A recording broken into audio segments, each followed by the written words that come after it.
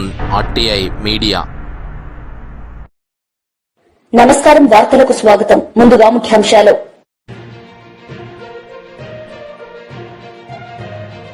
నిజామాబాద్ లో జరిగిన సభలో పాల్గొన్న సీఎం రేవంత్ రెడ్డి. ఈ సందర్భంగా ప్రసంగం.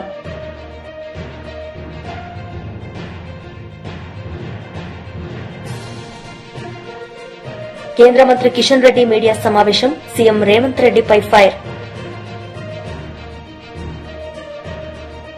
నిజామాబాద్ లో జరిగిన సభలో సీఎం రేవంత్ రెడ్డి పాల్గొన్నారు. ఈ సందర్భంగా పలు అంశాలపై ఆయన మాట్లాడారు. అందుకే ఆ యూనివర్సిటీకి వెళ్తే 16 మెడల్స్ వచ్చినాయి. దేశం 36 మెడల్స్ కొడితే ఒక యూనివర్సిటీకి 16 మెడల్స్ వచ్చినాయి. ఒక అమ్మాయి ఆర్చరీలో 3 గోల్డ్ మెడల్స్ తీసుకొచ్చింది సౌత్ కొరియన్ యూనివర్సిటీలో. అక్కడ చూసిన తర్వాత ఈ దేశం జనాభా ఉన్నది కానీ ప్రపంచంతో పోటీ పడలేకపోతుందని తెలంగాణలో యంగ్ ఇండియా స్పోర్ట్స్ యూనివర్సిటీని ప్రారంభించాలి.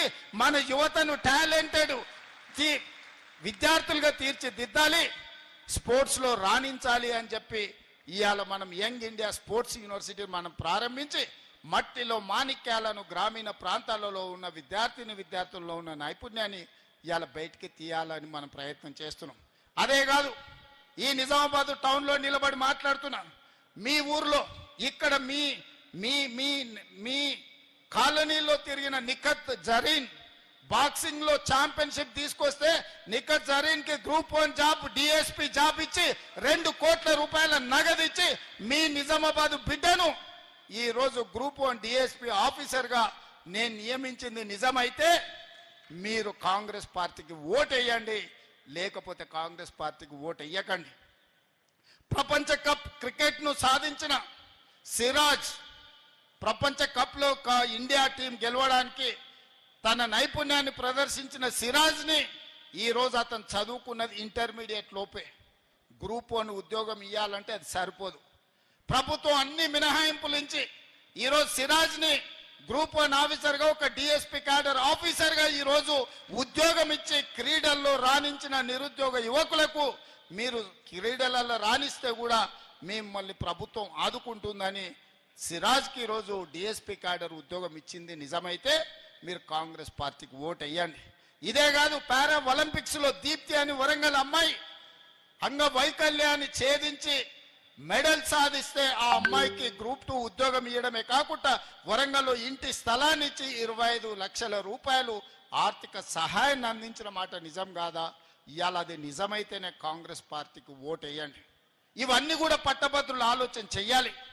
ఈ ప్రభుత్వం వచ్చిన తర్వాత ఉద్యోగ సమస్యల్ని పరిష్కరించిందా లేదా, నిరుద్యోగుల గౌరవం పెంచే విధంగా నిర్ణయాలు తీసుకున్నదా లేదా మీరు ఆలోచన చేయండి. ఇదే కాదు, నిజామాబాద్ రైతులంటే దేశానికే తలమానికం. పంజాబ్ హర్యానా రైతులతో పోటీ పడి గిట్టుబాటు ధర విషయంలో కానీ రైతుల సమస్యల విషయంలో పోరాడాలి అని అంటే భారతదేశంలో హర్యానా పంజాబ్ రైతులతో పోటీ పడి నిరసన తెలపడంలో ప్రభుత్వాలను గడగడలాడించడంలో నిజామాబాద్ రైతులకు పెట్టిన పేరు.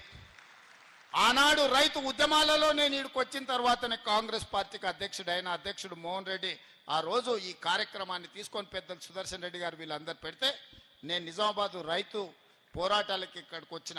ఆ తర్వాత నేను PCC అధ్యక్షుడిని అయినా.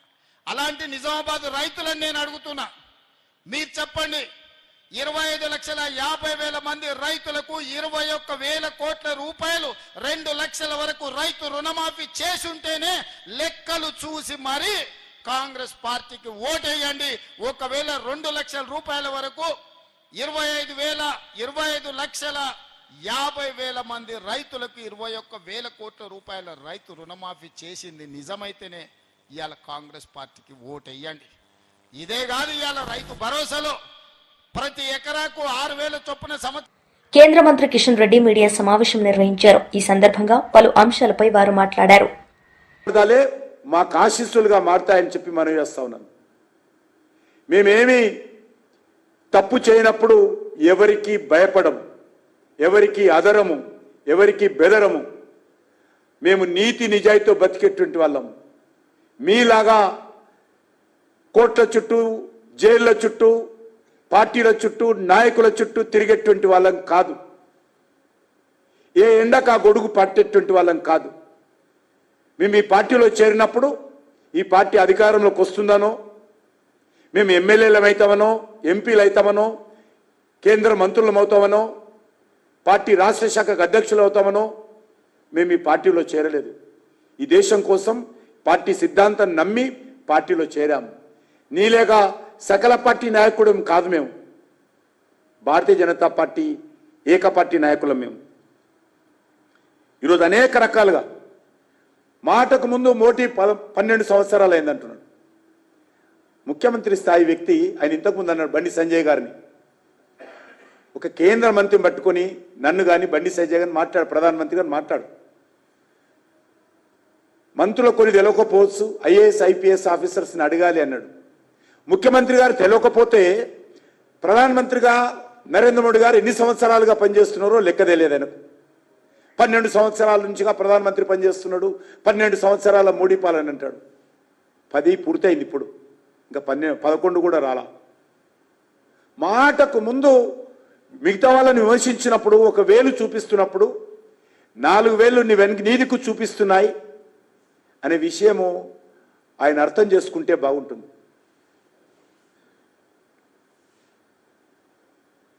ఆయన మోడీతో కొట్లాడతాడట. తెలంగాణలో నీ కొట్లాట అయిపోయింది. 14 నెలలకే నీ కొట్లాట అంతా తెలంగాణ ప్రజలు అర్థం చేసుకున్నారు. ఇక నువ్వు మోడీతో ఏం కొట్లాడతావు? మీ నాయకుడు కొట్లాడి గాడి పక్కన పెట్టేశాడు. మీ నాయకుడు కొట్లాడి మొత్తం కాంగ్రెస్ పార్టీని జీరో చేశాడు. ఇక నువ్వు ఇచ్చి కొట్లాడతావా? ఈరోజు 3 రాష్ట్రాల్లో ఉంది మీ పార్టీ. ఎప్పుడు ఎన్నికలు జరిగినా 3 రాష్ట్రాల్లో భారతీయ జనతా పార్టీ అధికారంలోకి వస్తుంది. రేవంత్ రెడ్డి గారు, నేను నీలాగా మాట్లాడాను, గారైనా మాట్లాడతాను. మాజీ మంత్రి ఆర్కే రోజా మీడియా సమావేశం నిర్వహించారు. ఈ సందర్భంగా టీడీపీ నేతలపై ఆమె మండిపడ్డారు. ఎదురు చూస్తే విజన్ 2047 అని చెప్పి కాకమ్మ కబుర్లతో ఆ ప్రసంగాన్ని ముగించడం మనం చూసాం. నిజంగా చాలా బాధేస్తుంది గవర్నర్ గారితో కూడా అబద్ధాలు చెప్పించడం. ఎందుకంటే చంద్రబాబు నాయుడుకి ఇచ్చిందే 5 సంవత్సరాల కాలంలో. సో తాను ఎన్నికల్లో ఏదైతే ప్రామిస్ చేశారో ఈ 5 ఏళ్ల కాలంలో తాను ఎలా అవన్నీ ఫుల్ఫిల్ చేస్తానని చెప్పమంటే 2047లో ఏదో చేయబోతానని చెప్పటం, ఇప్పుడు నేను ఏమీ చేయనన్నది ఇండైరెక్ట్గా స్పష్టంగా చెప్పడం అనేది రాష్ట్ర ప్రజలందరూ కూడా గమనించారు. ఎంత దురదృష్టకరం అంటే గవర్నర్ గారు చదివేటప్పుడు అస్సలు లిక్కర్ రేట్లు పెంచము అన్నట్టుగా చెప్పించారు. మీకు చూస్తే తెలుసు ప్రతి బాటిల్ మీద ఈరోజు రేట్లు ఎలా పెంచారో పేపర్లలో వాళ్ళ స్టేట్మెంట్లే మీరు గమనించవచ్చు. అంతేకాకుండా ఏపీ మొత్తం తెలుగుదేశం పార్టీ జనసేన వాళ్ళు సిండికేట్లుగా తయారయ్యి ప్రతి బాటిల్ మీద 10 నుంచి 20 వరకు ఎలా పెంచుకొని అమ్ముతున్నారో ఏ ఊరికెళ్ళి ఏ తాగుబోతుని అడిగినా కూడా అర్థమవుతుంది. ఈ విధంగా లిక్కర్లో ప్రజల్ని దోచుకొని జలగల్లా రక్తాన్ని పీల్చేస్తుంటే అసలు రేట్లు పెంచము అని చెప్పడం ఒకసారి మనం అర్థం చేసుకోవాలి. అబద్ధాలలో పరాకాష్ట. అలాగే విద్యుత్ ఛార్జీలు ఎన్నికల్లో స్పష్టంగా చెప్పారు, మేము అధికారంలోకి వస్తే 5 సంవత్సరాలు విద్యుత్ ఛార్జీలు పెంచము అని ఘంటాపథంగా చెప్పిన వాళ్ళు అధికారంలోకి రాగానే 15,000 కోట్లు విద్యుత్ ఛార్జీలు పెంచడమే కాకుండా ఇంకా భారాన్ని పెంచే దిశగా ప్రణాళికలు తయారు చేస్తూ గవర్నర్ గారి చేత విద్యుత్ ఛార్జీలు పెంచలేదు అన్నట్టుగా మాట్లాడించటము చాలా సిగ్గుచేటు చంద్రబాబు నాయుడు గారని ఈ సందర్భంగా తెలియజేసుకుంటున్నాను. అండ్ ఈరోజు మీరు ముఖ్యంగా చూస్తే చాలా మంది మహిళలు చంద్రబాబు నాయుడు వస్తే ఇంట్లో ఎంతమంది ఉంటే అంతమంది మహిళలకి 1500 ఇస్తారు అన్నారు. ఆ 1500 ఇస్తారేమో అని ఆతృతగా ఎదురు చూస్తే దాని ప్రస్తావనే లేదు. అలాగే మీరు చూస్తే రైతు భరోసా గురించి ప్రస్తావనే లేదు, ఫ్రీ బస్సు గురించి ప్రస్తావనే లేదు. అమ్మఒడి జగనన్న ఇస్తూ ఉన్నారు, మేము తల్లికి వందనం ఇస్తాము అని చెప్పి గొప్పగా ప్రచారం చేసుకున్నారే కానీ ఈ రోజుటి వరకు 9 నెలలు అవుతుంది, ఒక్క పైసా ఇవ్వలేదు తల్లికి వందనం. కనీసం జగనన్న ఇస్తున్న ఆ అమ్మఒడిని కూడా కంటిన్యూ చేయకుండా ఈరోజు ఎగ్జామ్స్ కూడా వచ్చేసాయి. అంటే ఏ విధంగా పిల్లల్ని మోసం చేశాడో అనేది మనం కళ్ళారా చూడాలి. అంతేకాకుండా మీరు చూస్తే రైతన్నలకి అన్నదాత సుఖీభవ 20,000 ఇస్తాము అన్నారు. వాళ్ళకి అలాగే చంద్రబాబు నాయుడు కరువు కవుల పిల్లలు అంటారు. ఆయన రాగానే ఎలా కరువు వచ్చి అందరూ అల్లాడిపోతున్నారో మనం చూస్తున్నాం. గిట్టుబాటు ధర లేదు, అలాగే పెట్టుబడి సహాయం లేకపోతే ఆ రైతులు ఏమవ్వాలి? కనీసం గవర్నర్ గారి ప్రసంగంలో రైతు భరోసా ఇస్తాము అన్న భరోసా కూడా ఇవ్వకుండా చేశారు. అంటే రైతన్నలు ఏ విధంగా మోసం చేస్తున్నారో మనం కళ్ళారా చూస్తున్నాం. ముఖ్యంగా విద్యార్థులు, ఈరోజు విద్యార్థులు అమ్మఒడి లేకుండా ఇబ్బంది పడుతుంటే చదువుకున్న పిల్లలకి ఉద్యోగాలు ఇస్తాం లేదా నిరుద్యోగ భృతి 3,000 ఇస్తామని చెప్పి మోసం చేసి అధికారంలోకి వచ్చాక ఈరోజు మీరు చూస్తే ఏ విధంగా వాళ్ళందరికీ కాంట్రాక్ట్ ఉద్యోగాలు కానీ అలాగే అవుట్సోర్సింగ్ ఉద్యోగాల్ని ఎలా తీసేస్తున్నారో ఉన్న వాళ్ళని, వాలంటీర్స్ని ఎలా తీసేశారో మనం చూస్తున్నాం.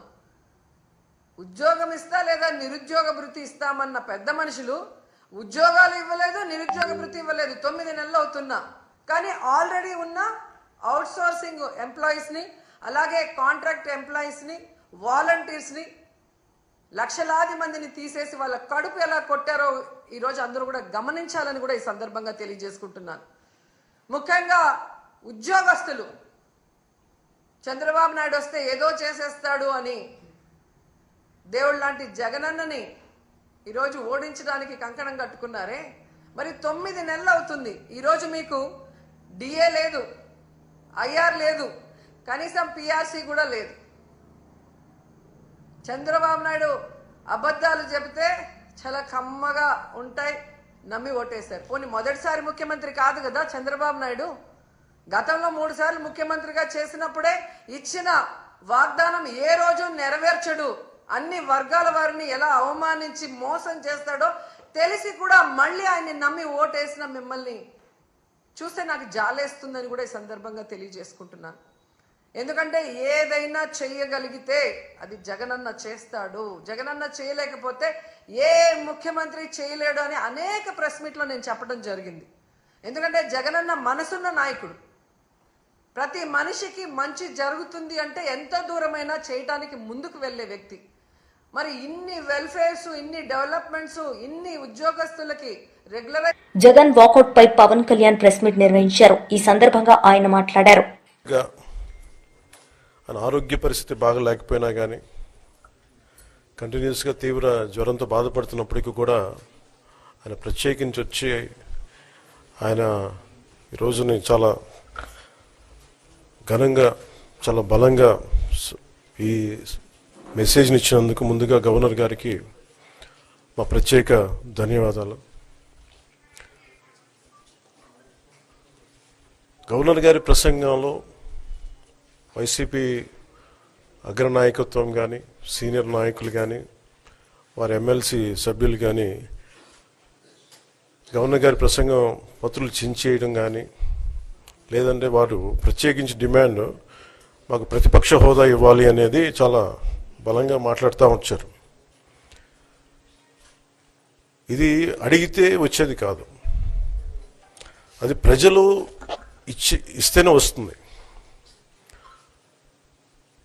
బేసిక్గా ఒకటి హైయెస్ట్ మెజారిటీ ఎవరికి ఉంది వాళ్ళు ప్రభుత్వం ఫామ్ చేస్తారు, వాళ్ళకంటే నెక్స్ట్ స్టేజ్ ఎవరికి ఉంటే వాళ్ళకి ప్రతిపక్ష హోదా ఇస్తారు. అంతేగాని గతంలో మేము ప్రభుత్వాన్ని పరిపాలించాం కాబట్టి మా ప్రతిపక్ష హోదా ఎవరికి ఇవ్వరు. కనీసం జనసేన కంటే కూడా ఒక సీట్ ఎక్కువ వచ్చినా కానీ వాళ్ళకి ప్రతిపక్ష హోదా దక్కేది. ఈ రోజున ప్రభుత్వంలో సెకండ్ లార్జెస్ట్ పార్టీ జనసేన. దాన్ని ప్రజల దృష్టికి తీసుకొద్దాం. వైసీపీ నాయకులు వాళ్ళు చేస్తుంది ఏంటంటే మాకు ప్రతిపక్ష హోదా ఇస్తే తప్ప మేము అసెంబ్లీలో అడుగు పెట్టాం లేదంటే ప్రసంగాలను అడ్డుకుంటాం అని, ఇది సరైన మెసేజ్ బయటికి వెళ్దాం. ఇది రైట్కు సరైన విధానం కూడా కాదు. ఇది ప్రజలందరికీ తెలియజేయాలనుకున్నాం. ఇది ప్రతిపక్ష హోదా ఏ పరిస్థితిలో వస్తుందంటే మీకు రూలింగ్ పార్టీస్ కంటే కూడా, రూలింగ్ పార్టీ కంటే కూడా అత్యధికంగా ఇంకొక సీట్లు వాళ్ళకంటే మీరు వస్తే దాని తర్వాత స్థానం మీకు వస్తే ఖచ్చితంగా ప్రతిపక్ష హోదా వాళ్ళకే ఉంటుంది. 21 సీట్లు ఉన్న జనసేన, 11 సీట్లు ఉన్న వైసీపీకి ప్రతిపక్ష హోదా ఎలా వస్తుంది? మేము వస్తే తప్ప మేము అసెంబ్లీకి రాము, ఇలా గవర్నర్ ప్రసంగాలను అడ్డుకుంటాం అనేది ఇది సరైనది కాదు. ఇది ప్రజలందరికీ కూడా తెలియచేస్తున్నాం ఈ సందర్భంలో. అందుకని ఇది భవిష్యత్తులో కూడా మేము కోరుకునేది వైసీపీ నాయకుల్ని, మీకు ప్రతిపక్ష హోదా ఇవ్వకపోయినా ప్రజలు మీకు 11 సీట్లు ఇచ్చారు, దాన్ని గౌరవించి మీరు అసెంబ్లీకి రండి. మీ స్థాయికి తగ్గట్టుగా మీకు మీకు ఎన్ని ప్రశ్నలు అడగాలో దాని తగ్గట్టుగా ఇస్తారు మీకు. ఇవన్నీ దాటి మన స్పీకర్ గారు కూడా చాలా గౌరవంగా వాళ్ళు 11 సీట్లు వచ్చినప్పటికీ కూడా చాలా గౌరవంతో ఇంతకాలం వాళ్ళకి ఇస్తా వచ్చారు.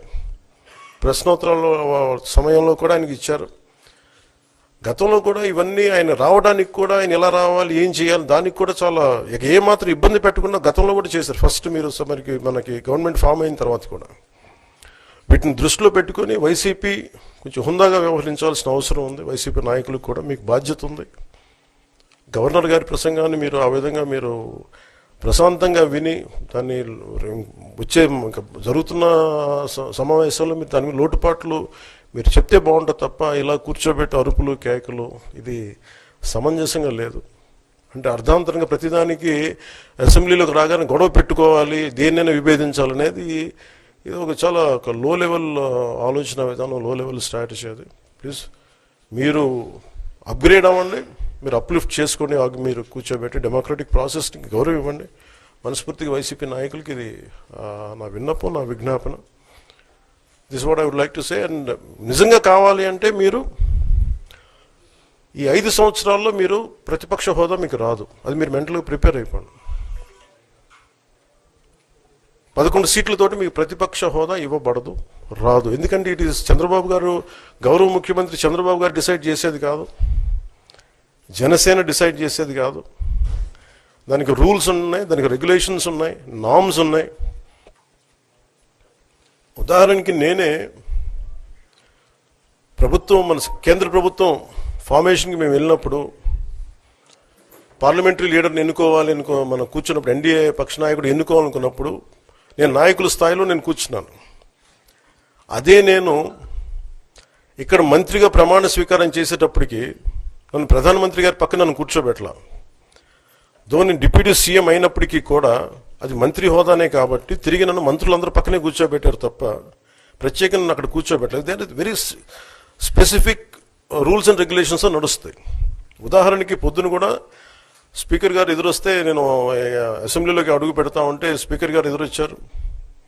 మనకి వచ్చి ఆయన కూడా ఆయనతో పాటు రండి అని వెళ్తుంటే ముందుకు తీసుకెళ్తుంటే నాకు అనిపించింది, సార్ ఇది డిప్యూటీ సీఎంకి ప్రోటోకాల్ ఉండదు, ఓన్లీ ముఖ్యమంత్రి గారు, స్పీకర్, మనకు కౌన్సిల్లో ఉండే చైర్మన్ ఆయనే మీరు చేయాల్సింది తప్ప ఇది మేము. మాజీ మంత్రి జగదీష్ రెడ్డి మీడియా సమావేశం నిర్వహించారు. ఈ సందర్భంగా ఆయన మాట్లాడారు. అపార్ట్మెంట్స్ కావచ్చు, హైరైజ్ బిల్డింగ్స్ కావచ్చు, ఇళ్ల నిర్మాణాలు, రోడ్ల నిర్మాణాలు, ఇతర రకాల అనేక పరిశ్రమలు, మిల్లులు, చివరికి వ్యవసాయ రంగంలో కూడా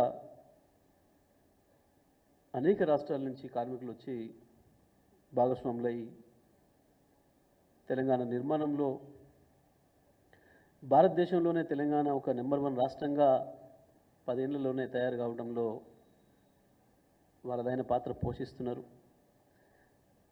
దాన్ని దృష్టిలో పెట్టుకునే కేసీఆర్ గారు కరోనా వచ్చిన సందర్భంలో కూడా వాళ్ళకు ప్రత్యేకమైన రైలు సౌకర్యాలు ఏర్పాటు చేయడం, ప్రత్యేకమైన ఆసుపత్రులు నిర్మాణం చేసి వారికి ఆరోగ్య విషయంలో వాళ్ళకి భరోసానివ్వటం, అదేవిధంగా మన రాష్ట్రంలో ఉండే ప్రజలకు ఇచ్చినట్టుగానే వాళ్ళకి బియ్యము, ఇతర సౌకర్యాలు ఇవ్వటం, డబ్బులు ఇవ్వటం, వాళ్ళని కూడా మన బిడ్డలుగా చూసుకోవాలి, కార్మికులు ఎవరైనా కార్మికులే అన్న భావనతో ఒక మానవీయ కోణంలో పనిచేసిన విషయం కూడా మనందరికీ కూడా తెలుసు.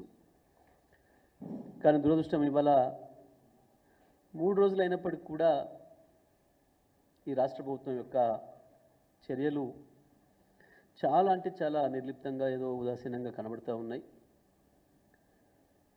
కానీ ఇది మంచి పద్ధతి కాదు. దానికి కావాల్సిన పద్ధతుల్లో ఆ వేగం కనబడటం లేదు. మనుషులు లోపల ఉన్నారు. వైఎస్ఆర్సీపీ లీడర్స్ మీడియా సమావేశం నిర్వహించారు. ఈ సందర్భంగా పలు అంశాలపై వారు మాట్లాడారు. చేయలేదు. తనకి తనుగా పొగిడించుకోవటానికి, చంద్రబాబు నాయుడు గారి ప్రభుత్వాన్ని పొగిడించుకోవడానికి, వైఎస్ఆర్ కాంగ్రెస్ పార్టీ గత ప్రభుత్వం మీద నిందలు వేయడానికి మాత్రమే వారి ప్రసంగాన్ని ఉపయోగించుకున్నట్టుగా కనపడుతుంది. చంద్రబాబు నాయుడు గారు ప్రతిసారి పిట్టల కథలు చెప్తూ ప్రజల్ని పక్కదారి పట్టిస్తూ ఉంటాడు. ఈసారి ఇంకొక కొత్త పిట్టల కథ, పిట్టల దొరలాగా గవర్నర్ గారి ప్రసంగంలోనే చెప్పించినట్టుగా కనపడుతుంది. డబ్బున్నటువంటి వారిని 10% మనుషుల దగ్గర నుంచి, జనాభా దగ్గర నుంచి డబ్బును అడిగి తీసుకొని 20% పైగా ఉన్నటువంటి పేదవాళ్ళకి పంచి పేదవాడి తలసరి ఆదాయాన్ని 58 లక్షలకు పెంచుతానని పిట్టల దొర కథలు మాత్రం భలే చెప్పించాడు. ఇలాంటివన్నీ సత్యదూరం అని ప్రజలకు తెలుసు. ప్రజలు అసహించుకుంటారనేటటువంటి కనీస అవగాహన కూడా లేకుండా వారికి ఉన్నటువంటి మీడియా ఛానల్స్ ద్వారా విపరీత ప్రచారం చేయించుకోవడానికి. చంద్రబాబు నాయుడు గారు ప్రతిసారి చెప్తూనే ఉంటారు, విజనరీ విజనరీ అని చెప్పించుకుంటూ కూడా ఉంటారు. ప్రజల్ని ఎలా మోసం చేయాలనేటటువంటి విజన్ని గవర్నర్ గారి ప్రసంగం ద్వారా కూడా మరొకసారి చెప్పించారు. ఇవాళ ఇచ్చిన 6 హామీలు ఎలా అమలు పరచాలో ఒక స్పష్టమైనటువంటి ప్రణాళికే లేదు. 2020, 2047 గురించి మాట్లాడిస్తారు. అంటే ఒక 25 సంవత్సరాల తర్వాత ఎలా ఉండబోతుందో దానికి సంబంధించిన విజన్ గురించి చెప్తారు. ఇవాళ రాష్ట్రంలో మిర్చి రైతు అల్లాడిపోతుంటే ఆ ధరలు పెంచడానికి తన దగ్గర ఏముందో చెప్పించలేడు. విద్యా వ్యవస్థ సర్వనాశనం అయిపోతుంటే కొడుకేమో ఇండియా పాకిస్తాన్ మ్యాచ్ చూడడానికి ఇంత కీలకమైనటువంటి బడ్జెట్ సమావేశాలు ఉన్నా కూడా, మంత్రివర్గ సమావేశం ఉన్నా కూడా సకల శాఖ మంత్రిగా ఉన్న లోకేష్ గారేమో దుబాయ్ ట్రిప్పులు కొట్టేస్తాడు. ఈ రాష్ట్రంలో విపరీతంగా ఆడబిడ్డల మీద అన్యాయం జరుగుతుంటే 30 లక్షల మంది కిడ్నాప్ అయ్యారు, వారిని తీసుకొస్తానన్నటువంటి డిప్యూటీ చీఫ్ మినిస్టర్ గారేమో తీర్థయాత్రలకి వారికి ఉన్నటువంటి ఆలోచనల్ని నెరవేర్చుకోవడానికి తిరుగుతూ ఉంటారు. పేరుకు మాత్రం 3 నాయకులు ఈ రాష్ట్రానికి, ఈ కూటమి ప్రభుత్వానికి. 3లో ఎవరికన్నా చిత్తశుద్ధి ఉందా అంటే ఒక్కరికి చిత్తశుద్ధి కనపడదు, ఒక్కరికి ప్రజలపై ప్రేమ కనపడదు, ఒక్కరికి పథకంపై బాధ్యత అనిపించదు. ఈ పిట్టల ద్వారా కథలు మాత్రం భలే చెప్తూ ఉంటారు. అసలు సాధ్యపడుతుందా? ఒక మనిషికి తలసరి ఆదాయం 58 లక్షలకి పెంచే ప్రభుత్వం వారి విధానాలు ఏదో చెప్పాలా లేదా? డబ్బున్న వాళ్ళ దగ్గర నుంచి డబ్బు తీసుకొని పేదవాళ్ళకి ఇచ్చేస్తామని సినిమా కబుర్లు చెప్పి తప్పించుకోవటమే ఈ పరిపాలన దక్షత అంటారా? దీనిలో నా ఎక్స్పీరియన్స్ ఉంది. ఒకసారి ఆలోచించుకోవాలి. ఇస్తానన్నటువంటి ఒక్క పథకాన్ని ప్రవేశపెట్టారా? ఒక్కటంటే ఒక్క పథకం. ఏమనంటే పెన్షన్ ఇస్తున్నావు అంటారు. నువ్వు ఇచ్చింది ఎంతమందికి? ఇవాళ రాష్ట్రంలో ఉన్నటువంటి పెన్షన్దారుల్ని దాదాపు 2 లక్షల పైచిలకు తొలగించి 1000 రూపాయలు ఉన్న వాళ్ళకి పెంచారు. అంటే ఈ 2 లక్షల మంది పొట్టగొట్టి అదే డబ్బుని ఈ విధంగా డైవర్ట్ చేసి 1,30,000 కోట్లు అప్పు చేసి ఒక్క పథకాన్ని అమలు చేయలేదంటే సిగ్గుపడరా మీరు? కొంచెం కూడా బాధ్యత అనిపించదా మీకు? నిజంగా ఇంత దుర్మార్గమైనటువంటి వ్యక్తుల్ని మనం గతంలో ఎప్పుడు చూసుండం. బాధ్యతను మరచి ఏ హామీల ద్వారా గద్దెనెక్కారో అది మరచి ప్రజల్ని ప్రతిసారి కూడా గొర్రెల్ని చేసి వారిని అవహేళన చేస్తూ వారి అవసరాలను గుర్తించకుండా ప్రజలపై పన్నుల భారం మోపుతూ ఒకవైపు ఏమో రిజిస్ట్రేషన్ ఛార్జెస్ పెంచారు, ఇంకొక వైపు విద్యుత్ ఛార్జెస్ విపరీతంగా పెంచేశారు. విద్యుత్ ఛార్జెస్ పెంచుకి 16,000 కోట్ల పైచీలకు విద్యుత్ ఛార్జీలు పెంచి గవర్నర్ గారితో విద్యుత్ ఛార్జీలు పెంచబోము అని అబద్ధాలు చెప్పిస్తారు. గవర్నర్ గారితో సత్యదూరపు మాటలు చెప్పిస్తారు. వార్తలు ముగించే ముందు ముఖ్యాంశాలు మరోసారి. నిజామాబాద్ లో జరిగిన సభలో పాల్గొన్న సీఎం రేవంత్ రెడ్డి. ఈ సందర్భంగా ప్రసంగం.